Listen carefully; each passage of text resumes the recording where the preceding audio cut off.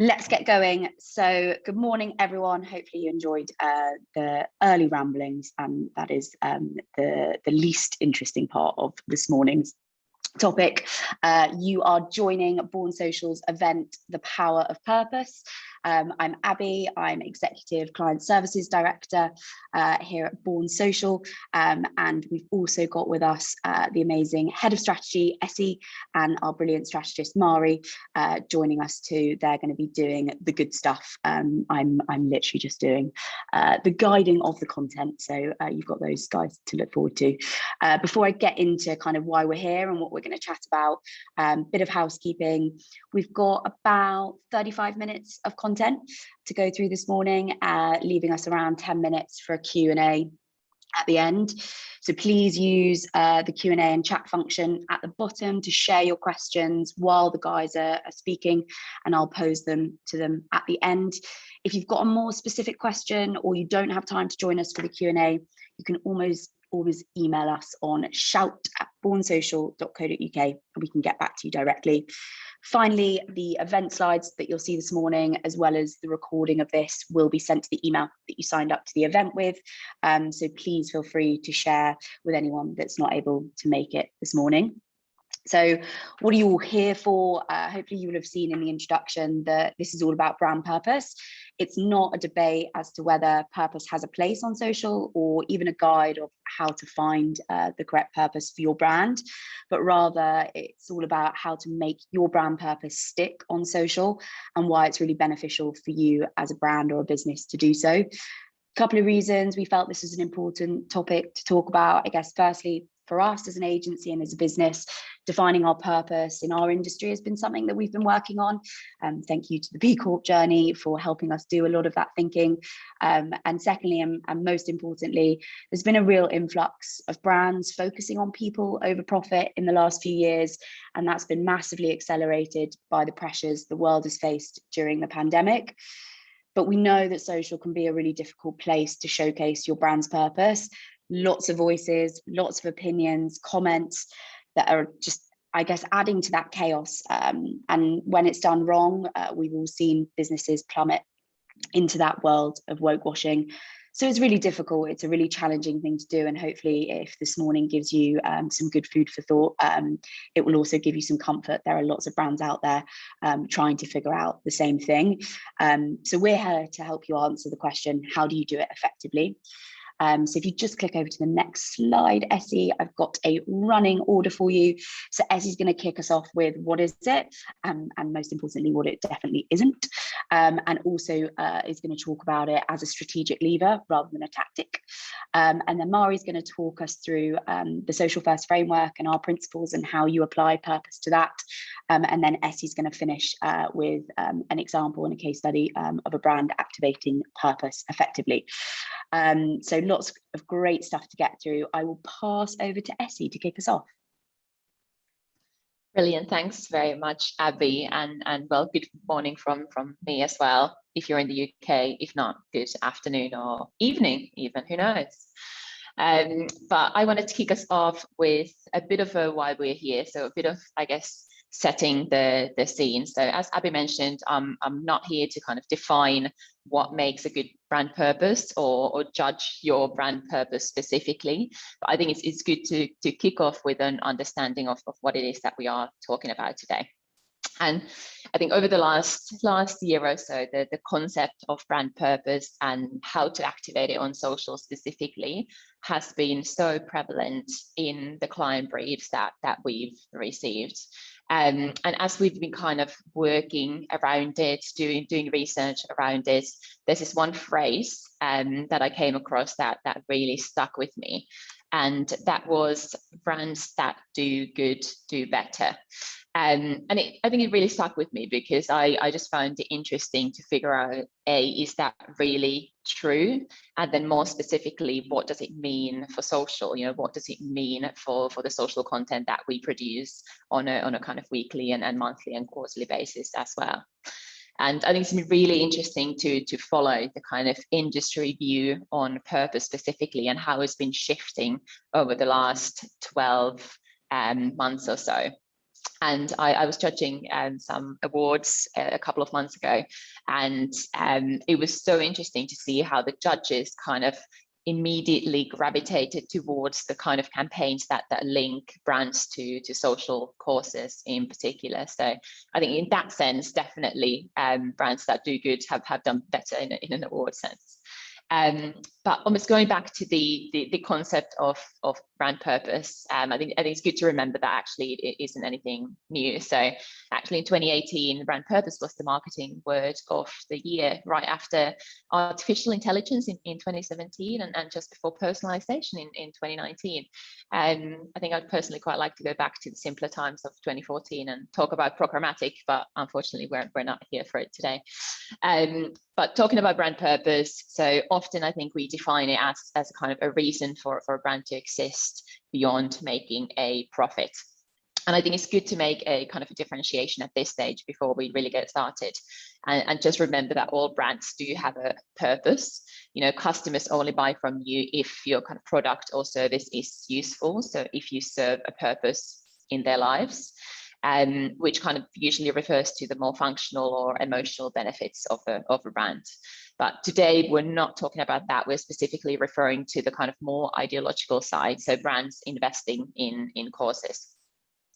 And the events of 2020 and even 2021, have brought brand purpose to the forefront once again. And I've seen countless of studies and barometers, I'm sure you have as well, that kind of track audience response to how brands should behave and what the expectations now are from brands as well. There's things like brands should guide the change and play an active role in making the world a better place. And while I think it's always good to kind of apply some healthy cynicism to this type of claim data, because we know that people kind of always don't do what they say that they will do. I think the kind of sentiment that brands should be doing more and kind of guide that change really reflects the narrative in the wider industry and does kind of guide the direction that brands are going in as well. Also, there's plenty of studies about the kind of power of purpose in regards to business results and business impact, such as this purpose one from Kantar, which basically states that brands recognized for kind of high commitment to purpose have grown at more than twice the rate of others. And again, I think it's probably wise not to read too much into the kind of results unless they're very clear of the methodology. However, I think there's clearly this urgency to employ brand purpose, which I think might have something to do with the kind of economic climate that we found ourselves in. So plenty of brands and businesses are struggling, and this escalation of brand purpose is can be a reaction to the change that's happening around us as well, and almost us trying to make sense of it as well. And I think what we're seeing at the moment is that a huge number of brands and businesses are revisiting their kind of long-term strategic priorities, and purpose really does seem to fit into that. So there definitely is this kind of ambition to make the most of purpose overall. And I think there's always going to be skeptics who will say that people who actually buy your brand, so those kind of ongoing buyers, they might not actually care about the kind of declared purpose of your organization or what causes your business actually supports. However, I think it's fair to say that there are people, and I would count myself in that group as well, who do actually care about that corporate behavior and do make purchasing decisions partly on that basis as well. Not necessarily all based on simply that, but it definitely is a factor for a lot of people.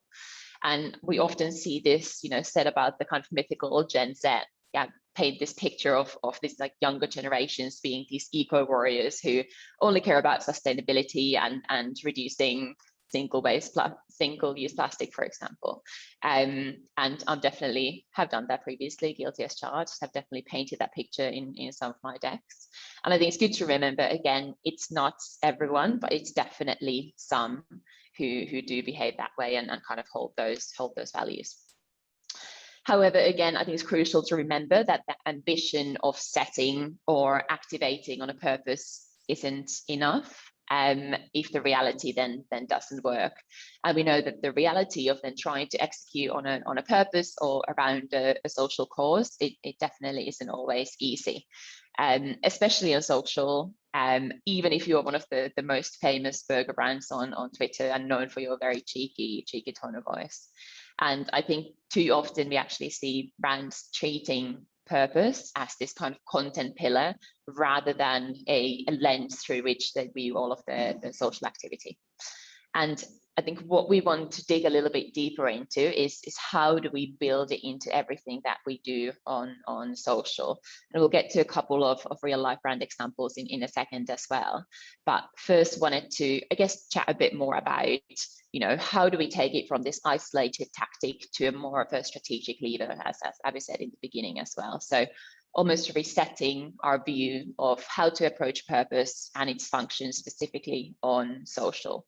And before we get into the how that Mari will cover, I wanted to spend a bit more time on I guess the what and the why, to really, I guess, establish this, shared understanding of what we mean when we talk about making the most of your purpose on social. And I'm going to use these two lovely gentlemen to help us get there. Because to me, these two men represent almost two schools of thought around brand purpose, who I usually refer to the believers and the non-believers. And on the left-hand corner here, we have the believers. So these are the marketeers like James Stengel, for example, who's an ex-P&G CMO who wrote the book Grow that you might be familiar with if you have actually read into brand purpose, because that is generally kind of known as the Bible of purpose. And these are the guys who believe that maximum growth and high ideals, essentially purposeful activity, are not incompatible, they're inseparable. And on the right-hand corner, we have people like Byron Sharp. I think Mark Ritson belongs in this category as well, ever the cynic, who state that brand purpose is really neither needed nor that helpful. And actually, a brand's purpose is to sell stuff. And I just think it's interesting when looking at and trying to understand the concept of purpose, because it is so incredibly polarizing. And I think the truth is, and I guess how you should use purpose, probably lies somewhere in the middle, as it kind of tends to do with most things. And regardless of the kind of which side you sit on, I think we know people do expect more from those with influence, not necessarily quite as much as some of those Kantar studies might suggest, but brands very much belong in that category. People do expect more from brands these days. And if purpose is a kind of a way to deliver on those expectations, I think it's just best to understand how to make the most of it. And to do that, I believe that you need to know kind of where your brand or business is on the purpose journey, as I call it here, because only then can you kind of authentically communicate it on any channel, regardless of whether that's social or another channel that you want to communicate it on. And Tom Roach, brilliant strategist, has outlined this framework that I blatantly just stolen and illustrated here, and which I just find quite useful to kind of outline three types of businesses on their purpose journey as well.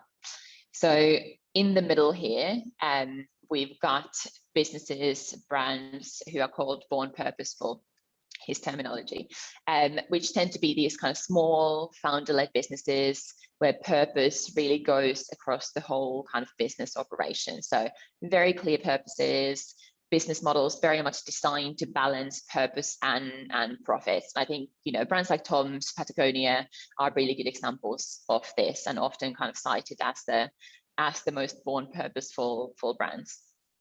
In the middle here, we have a kind of second type called corporate converts, which often tend to be kind of larger businesses, which have adopted this kind of concept of purpose slightly more recently. They do usually genuinely want to make a positive difference to the world, alongside making money, sometimes to correct past wrongs or just to become a bit of kind of corporate citizen.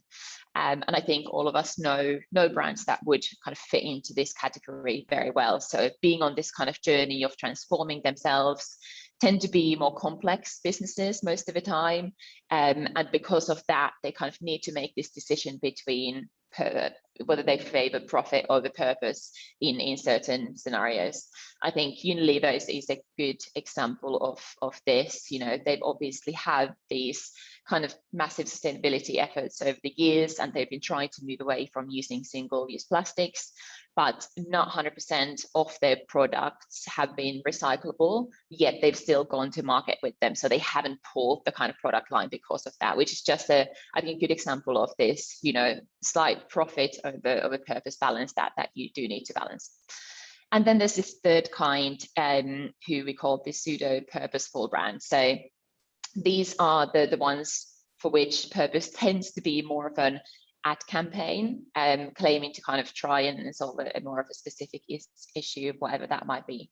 And these are the guys who are often, I guess, blamed for things like woke washing. So this kind of more superficial attempts at brand activism that consumers then can quite quickly identify as being a bit hypocritical. And this is, I guess, the kind of purpose that's least likely to become embedded across every function of the business. However, I think even if you do sit on this kind of outer circle, it's okay to start there and understand what will move you further towards the middle, which is where we want to be. So overall, I think it's really important to identify how you use purpose, almost where that purpose has come from as well, what the historical context is that it sits in as well, and then being really honest about it with your team, what has or hasn't been done previously, because only then can you really communicate it honestly, whether it's on social or another channel. And there's some simple questions like, you know, are there gaps between what you want to do and what you currently do that I think can really help you, you know, reveal those blind spots and get the entire team on board as well. Because then mapping where you sit on this purpose journey really gives you the keys to understanding different things, like whether you're using purpose for acts or simply for ads. And I think the kind of pandemic has told us time and time again that what a brand says is less important than what it actually does. I know you've seen loads of stories about this over the pandemic. So it's less about kind of marketing what you do and more about just doing it.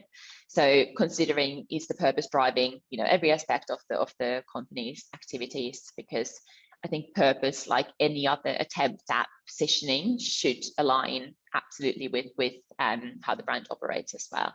So it's this idea of going from rhetoric to reality. But then knowing on where you are on that kind of purpose journey, it also gives you the keys to understanding what to talk about versus what to feel good about. And I think often when kind of drafting comms around purpose, there's this kind of willingness to tell people absolutely everything that you're doing to advance it.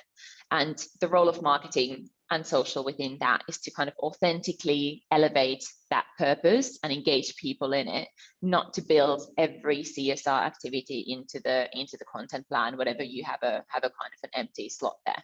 And it really means knowing what those purpose stories are that you want to talk about, and then telling those stories over and over again.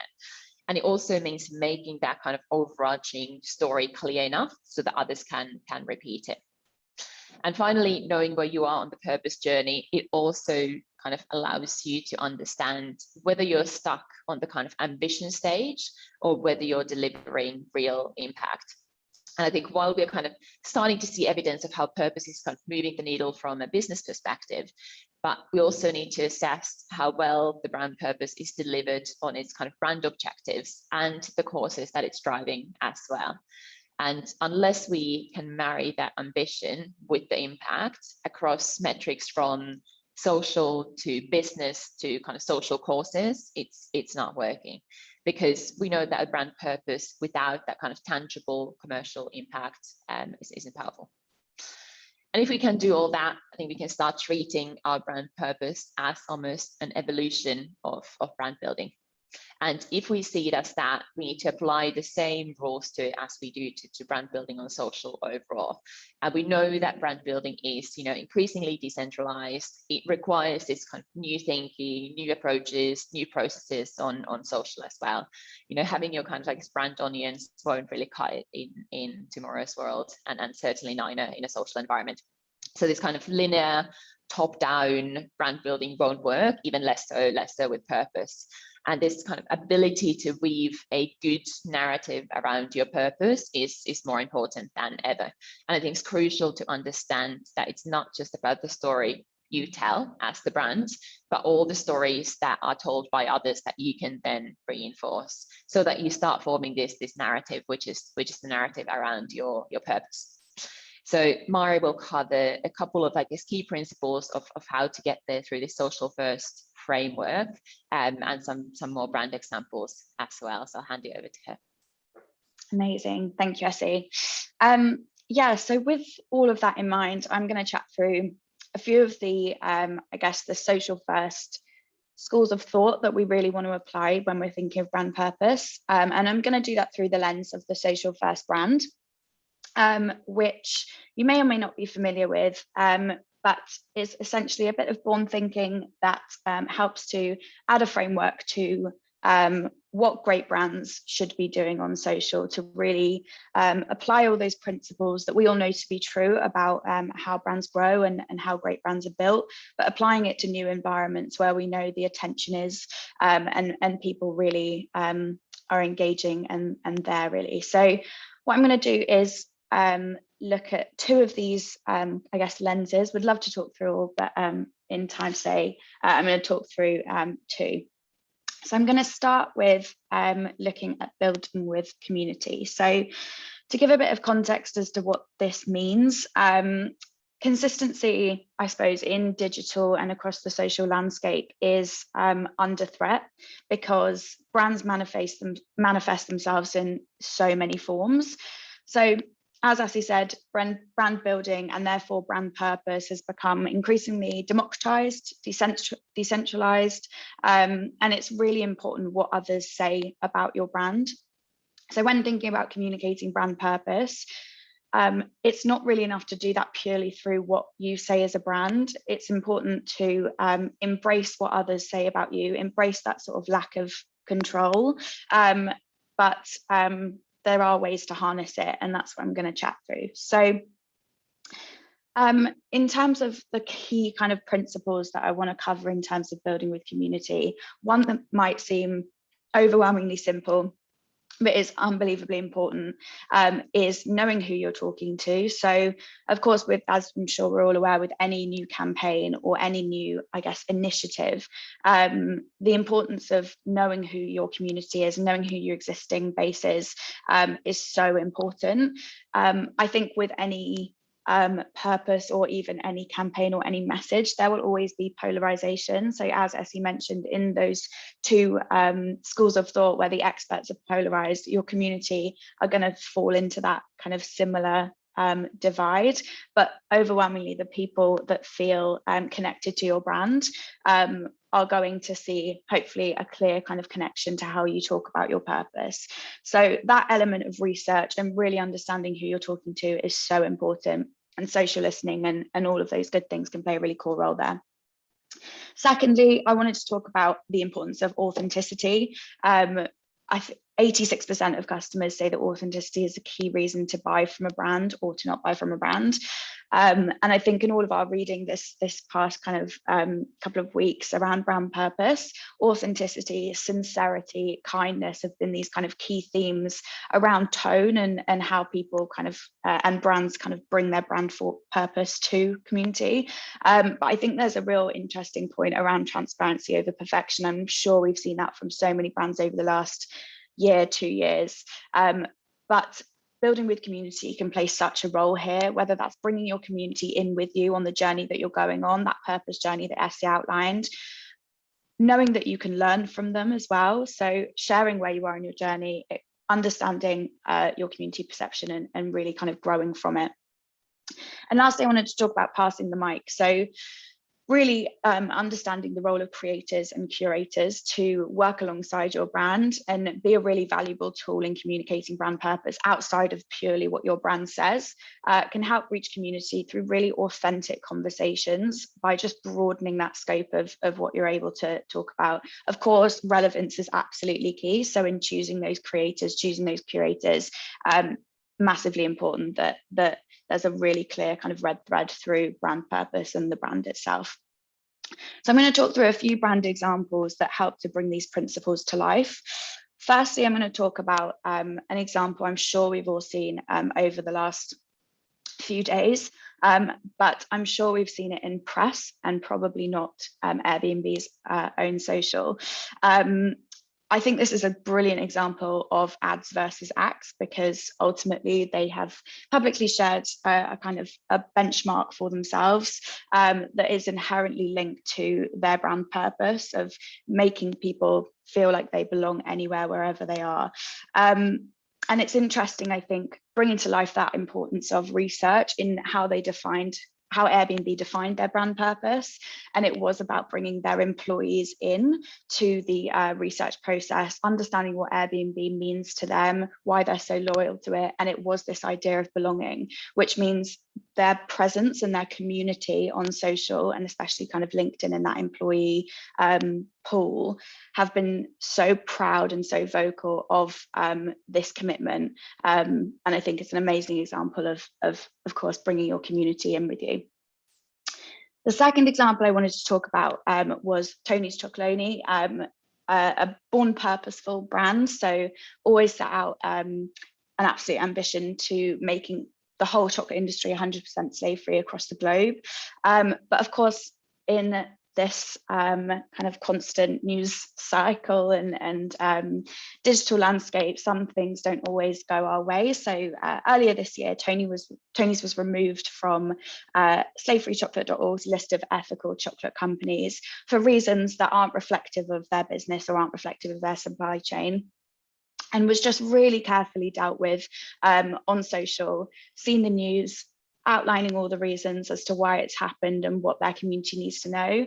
And they'll say in that copy, which is very small, but you'll see in that copy that they'll say, we prioritize transparency, bringing that community in, and bringing them on the same kind of level, and prioritizing transparency over perfection. And the last example I wanted to talk through is one that we are all really fond of here, is a collaboration between Tommy Hilfiger and FutureLearn. So I guess FutureLearn, born purposeful, Tommy Hilfiger perhaps more of a corporate convert, but this partnership is just a really beautiful one. So great example of passing the mic. So in March this year, this partnership emerged to inspire social impact through a range of online courses, freely available on FutureLearn's mobile first platform. And the campaign was built on the idea that we can't create a better world until we create better selves. So it's all about kind of focusing inwards, understanding the role that you can play within kind of yourself and your community. So Tommy Hilfiger's overarching sustainability mission is to create fashion that wastes nothing and welcomes all. And if you just go on to the next slide, Essie, you can see an example of how creators and curators played such an incredible role in this. So from India Moore, Mowgli, Compton Cowboys, the courses covered such a range of topics like body image, doing good in your community, self-expression and sustainable living, but didn't feel siloed at all. So it was completely tied to Tommy Hilfiger as a brand. You can see across so many pieces of content, curators and creators were absolutely at the heart of everything they did throughout this campaign and an ongoing partnership. Through so many ways, it felt like they were having authentic conversations about their brand purpose through people they really believed in and who really believed in them as a brand. So I'm going to talk about a second petal, which is channel clusters. So in thinking about brand purpose, I suppose it's really easy, to kind of isolate or think about isolating one platform, one way to communicate. But when we think about digital as a whole and social that whole landscape. It's brought with it such a splintering of attention across platforms, devices, and different formats. There are so many ways to talk about your brand purpose. And I think it's really, really important that it's heard and felt authentically at scale. And while this splintering of attention might seem like a very kind of scary phrase, it's actually a really amazing thing, in the sense that social is such a perfect place to achieve scale and achieve so many different ways of communicating who your brand is and why it exists. So three principles, that I want to talk about within channel clusters. Firstly, this idea of platform diversity. So not putting all your eggs in one basket, understanding that there isn't a kind of primary channel to talk about brand purpose confidently, but actually it should be something that's felt across a whole social ecosystem. But with that in mind, understanding that different platforms will have different strengths, and actually crafting in context is so crucial. So there's real power in different formats and platforms, and how we can use them to our advantages. And lastly, thinking always on and not every now and again. So communicating brand purpose doesn't just or shouldn't just show up every now and again. I think we've all seen those examples in that kind of pseudo purposeful space where that kind of pops up at certain points throughout the year, when actually brand purpose is a long-term commitment, and so communicating it through social should be too. So I'm going to pull up one example to chat through all three of these principles, because it just does it so well, which is Ben & Jerry's, who have always prioritized principle over profit. They regularly speak out about a real range of social issues across marriage equality, the climate crisis, refugee rights, and it goes deeper than just their marketing strategy. It really is part of their brand DNA. And they've always believed that business has a responsibility to give back to the communities it operates in. So this is an interesting one in the sense of when we look at how they achieve scale through their different platforms. And you can see a quick snapshot how many platforms they use and how they use them in different ways. But there really is a whole ecosystem where they talk about their brand purpose, whether it's different missions they're supporting, kind of political campaigns, things they're doing as a business. It really is felt consistently through all of their channels, but it doesn't feel like their kind of product and business messages suffer as a result. It really is this kind of perfect working in harmony balance. And then just on the next slide, I just wanted to talk a little bit about kind of crafting in context and how they translate this to their different platforms. So looking at Instagram as an example, this is really where they prioritize visual storytelling. So whether that's using infographics or kind of digestible updates on the progress that they're making or things that they're doing or campaigns they're supporting, it really is about kind of creating that visual story. Or they might talk about kind of product collaborations where Instagram can really give that visual kind of strength. Twitter, they might use more for kind of company updates. Or things they're doing, things they're working on, commentary on business decisions that they have made, and more kind of topical commentary like the election that they were involved at. It felt like that was the best place to do that. And TikTok, which is, I suppose, more of a recent one, but really bringing people into the creative process. So whether that's like a political campaign they're supporting in a really creative way, TikTok allows them to bring their community in, do it in this really kind of interesting and engaging way. So it all is nuanced, but it all works in complete harmony. So showing how channel clusters and making that complementary ecosystem of platforms can really kind of help communicate your brand purpose at scale. So I'm going to pass over to Essie to chat through activating purpose. Brill, thanks very much, Mari. So for the last couple of minutes, won't take long on this, but very aware that we've given you kind of short snippets of good work and what that looks like, but appreciate that it's not an easy challenge to kind of activate your purpose and apply it on social. So really wanted to share this kind of case of a brand who's been committed to doing it well, and we've had the pleasure of working with over the last couple of years, which I think is a brilliant example of having a kind of global multi-market brand purpose, but it's then activated on a local level in different markets. Also kind of specifically wanted to choose a campaign that is more skewed towards the product, not a kind of a charity campaign. So that's what this represents. And that is Veet, and some work we've been doing with them in the French market specifically. So Veet, their kind of brand values are built around empathy, inclusive beauty, and personal self-confidence. And it's based on the fact that they understand that body shaming and bullying kind of perpetuate the idea that people should be judged mainly for their physical features. We know body shaming happens to everybody, regardless of your gender, age, and all of the time. And body hair specifically is a big part of the problem, and kind of this remains a source of embarrassment, I suppose, for women, but also more so for men these days. It's this social pressure around it as well. So Veet, promotes body positivity and stand against body shaming, bullying, and kind of those stereotypes that still are very prevalent.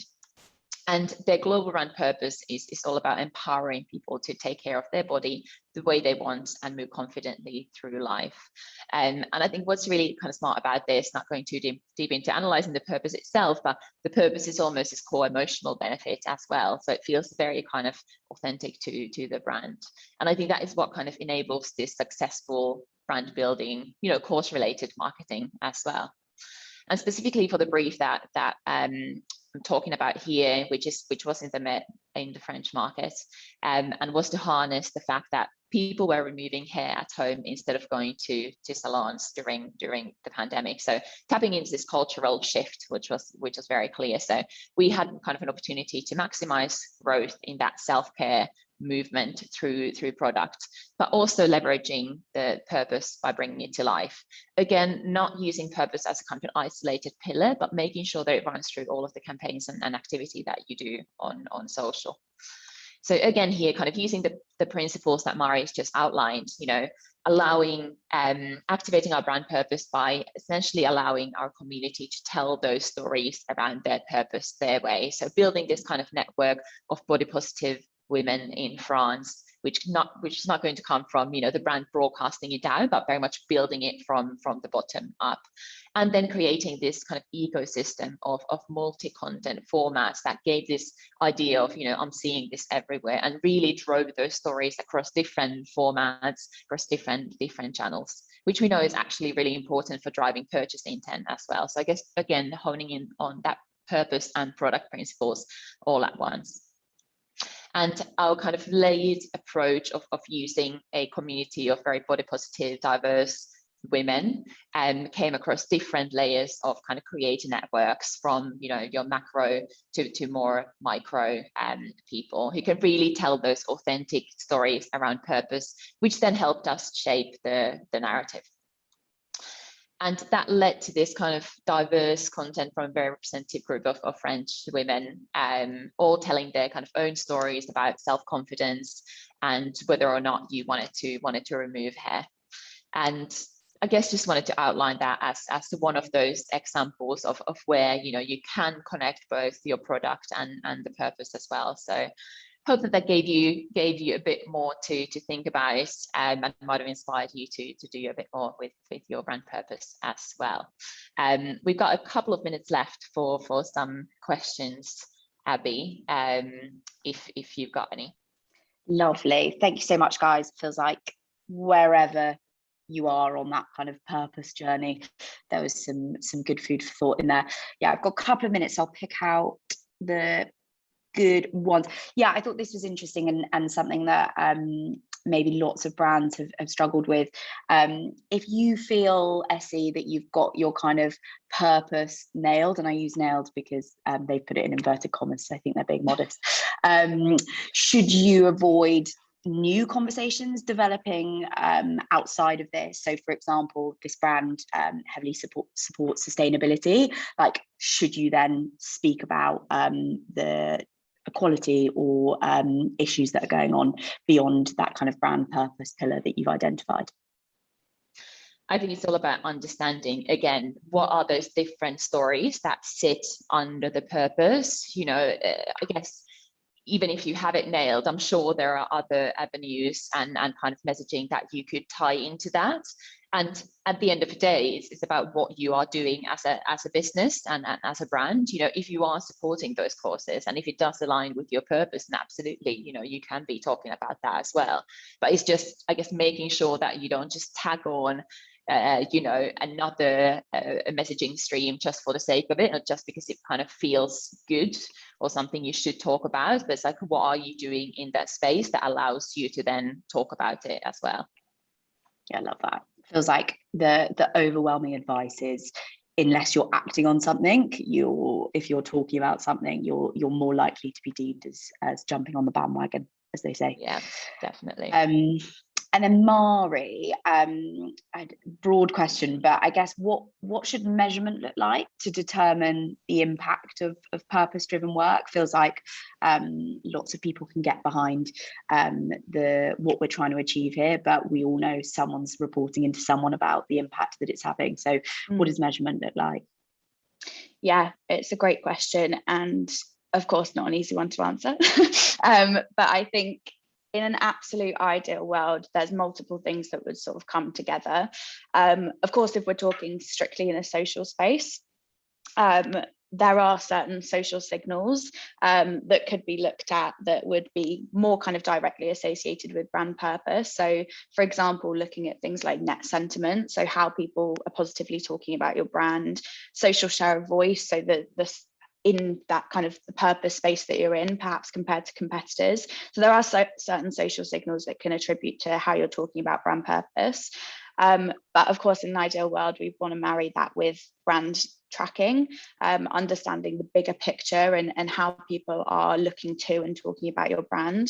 And ultimately, looking at the social cause or the purpose that you are supporting. So for example, with that Airbnb example, they've almost set themselves a benchmark. So understanding outside of how you're communicating, outside of how people are looking about your brand internally, how are you reaching what you set out to do and the impact you look to have? Love that. Feels like it's a type of activity where agreeing the measurement of success up front might help with some of the internal conversations, which actually brings me on really nicely. If we can squeeze in one last question, I'm really glad someone asked this, which is how do you, I guess, get these ideas and this activity past the more risk adverse members of teams internally at brands? Someone's asked, profit is such a big focus, tight budgets often make principal led activities worse on paper. Essie, do you want to have a stab at kind of first steps on internal kind of change? Yeah, I mean, obviously massively depends on the internal structure and the organization, but it's understanding what is it that's driving that stakeholder and understanding that the purpose and profit can very much go hand in hand. So it doesn't just have to be this social cause that you are supporting, but what is actually that impact that you're driving for the brand? What is the benefit that you do want to achieve? And then almost, I guess, funnel it through that rather than just approach it from a sheer kind of purpose perspective. It's almost the I guess bringing together of those two things rather than seeing them as two completely separate objectives feels like that would help progress that conversation. Amazing. Well, thank you so much, guys. And thank you everyone for joining us this morning. Slides and recordings will be sent round. And of course, email us on shout@bornsocial.co.uk if you didn't get a chance to get your question answered. We'd be more than happy to touch base with you directly. And yes, you will get the slides as well. Thank you so much. See you all soon.